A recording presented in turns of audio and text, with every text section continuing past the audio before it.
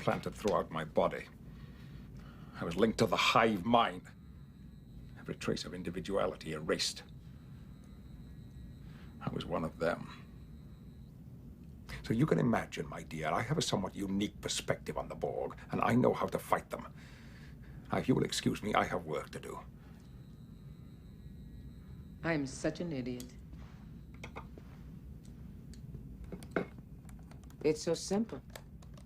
The Borg hurt you, and now you're going to hurt them back. In my century, we don't succumb to revenge. We have a more evolved sensibility. Bullshit! I saw the look on your face when you shot those Borg on the holodeck. You were almost enjoying it. How dare you? Oh, come on, Captain. You're not the first man to get a thrill from murdering someone. I see it all the time. Get out! Or what? You'll kill me? Like you killed Ensign Lynch? There was no way to save him. You didn't even try. Where was your evolved sensibility then? I don't have time for this. Oh, hey, I'm sorry. I didn't mean to interrupt your little quest. Captain Ahab has to go hunt his whale. What?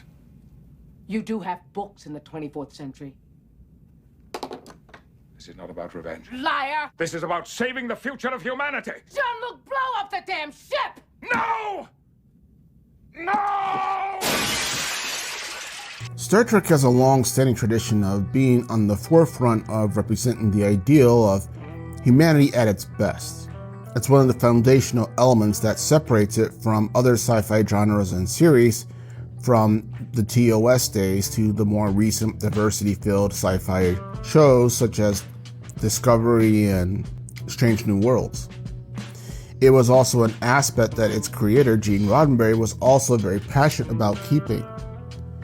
That humanity must be shown not as it is now with our messy conflicts and nuances and chaotic history, but in a place where even if they still experience conflict with other races like Klingons and Romulans, that humans themselves are over it, that they have evolved to a higher place that they don't like being reminded of, as Quark says in Deep Space Nine.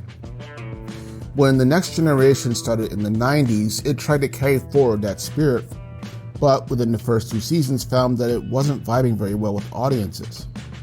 And it was then that the show started a slow but steady break from Roddenberry's tradition, while at the same time also trying to maintain that optimism.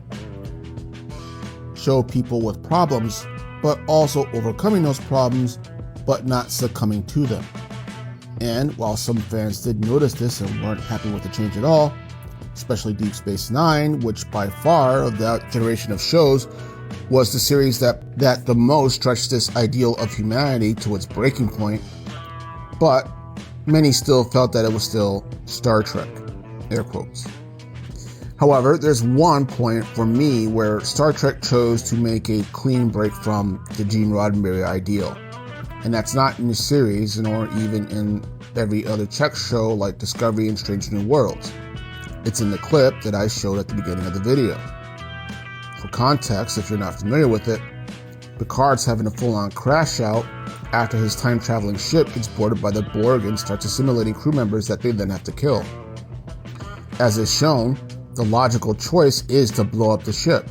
That's the procedure. And after all, even Captain Kirk did it in Star Trek 3, and we all know how much he loved the original 1701. Picard, however, absolutely refuses, and while his crew, with the exception of Worf, which was another awesome moment in the movie, chooses to obey the order, it's Lily, a woman from that era who happens to be on board the Enterprise, that finally confronts Picard and points out the obvious. This is the point where Gene Roddenberry's Star Trek died. Why? Because, in my opinion, it's a meta-commentary to not only Picard, but the audience as well, that humanity is not this new evolved species as TNG made it out to be. Picard was ever the emissary of this worldview, and to see him crash out like he did, and still claim that humans were better than that, was so baseline human that it takes another human from an era that baseline was the norm to force him to admit the truth and see it. Now, does Picard still choose to blow up the ship? Yes, though he ultimately doesn't have to. Does he admit his mistakes? Yes, he does. But the ramifications are still the same. The declaration has been made, and the line has been drawn. Humans may be more technologically evolved, but as a species, as Q would surely have noted, it hasn't changed. In fact, Q did say this now that I think about it. This is why also too that Deep Space Nine, Voyager, JJ Trek, Discovery, and Strange New Worlds feels like such an anathema to fans who remember the days of TOS Kirk's Enterprise. Though it too presented humans with dilemmas, it was never as raw and even at times unhinged as it becomes after first contact. But having said all that, if you feel differently or the same or have a different point of view altogether, let me know in the comments below. And this is Official Mindbender. Have a good day.